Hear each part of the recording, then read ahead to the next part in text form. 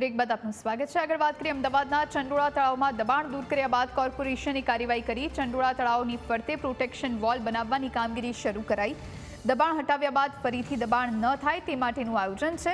3 કરોડના ખર્ચે 5 કિલોમીટરની વોલ બનાવવાની કામગીરી શરૂ। આરસીસીની 5 ફૂટ ઊંચી દિવાલ બનાવવામાં આવશે। કાટમાળ ખસેડીને પ્રી કાસ્ટ વોલ બનાવવામાં આવી રહી છે। ચંડોળા તળાવમાં દબાણો દૂર કરાયા બાદ કોર્પોરેશન દ્વારા હવે પ્રોટેક્શન વોલ બનાવવાની કામગીરી છે તે શરૂ કરવામાં આવી છે।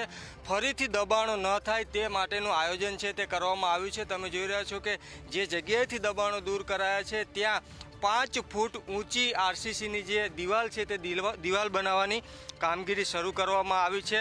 મહત્ત્વનું છે કે આ જે જગ્યા છે ત્યાં હવે ફરીથી કોઈ દબાણો ન થાય તે માટેનું આયોજન છે તે કરવામાં આવ્યું છે। મહત્ત્વનું છે કે લગભગ 1,50,000 ચોરસ મીટરમાં ચંડોળા તળાવમાં દબાણો છે તે દબાણો થયા હતા, ત્યારે 5,000થી વધુ કાચા અને પાકા જે દબાણો છે તે દબાણો દૂર કરવામાં આવ્યા છે। આગામી સમયમાં ચંડોળા તળાવની ફરતે લગભગ 5 કિલોમીટર લાંબી પ્રોટેક્શન વોલ છે તે બનાવવાની શરૂઆત કરવામાં આવી છે। તમે જોઈ રહ્યા છો કે તમામ જે દબાણો દૂર કર્યા છે તે દબાણોનો જે કાટમાળ છે તે કાટમાળ પણ ખસેડવાની કામગીરી છે તે કરવામાં આવી રહી છે। અને સાથે સાથે જે ચંડોળા તળાવની જે પેરીફરી જે ચંડોળા તળાવનો જે વિસ્તાર છે તે વિસ્તાર પાસે તમે જોઈ રહ્યા છો કે આર્ટિફિશિયલ જે વોલ છે આરસીસીની તે બનાવવા માટેની શરૂઆત કરવામાં આવી છે। આ જે દિવાલ છે તે દિવાલની આગળ હવે કોઈપણ પ્રકારના દબાણો છે તે ન થાય